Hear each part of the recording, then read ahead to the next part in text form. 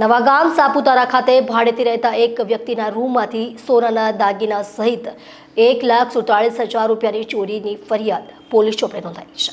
ડાંગ જિલ્લાના નવાગામ ખાતે રહેતા દીપકભાઈ નાનાજી શેવાળે, જેઓ નવાગામમાં ભાડાના મકાનમાં રહેતા હતા અને મૂળ મહારાષ્ટ્રના કળવદના વતની છે, જેમના રૂમમાં કોઈ અજાણ્યા ચોર ઈસમોએ દરવાજાનું તાળું લોખંડની કડી કાપી ચોરી કરવાના ઈરાદે રૂમમાં પ્રવેશ કરી રૂમમાં રાખેલ 2 પતરાના કબાટ ખોલી કબાટની તિજોરીમાંથી રોકડ રૂપિયા તેમજ સોનાના દાગીનાની ચોરી કરેલ હોવાની ઘટના પ્રકાશમાં આવી છે, જેમાં તિજોરીમાંથી રોકડ રૂપિયા 40,000 તથા સોનાના દાગીના જેની કિંમત રૂપિયા 1,07,366 એમ મળી કુલ કિંમત રૂપિયા 1,47,366ની મત્તાની ચોરી કરી તસ્કરો ત્યાંથી નાસી છૂટ્યા હતા।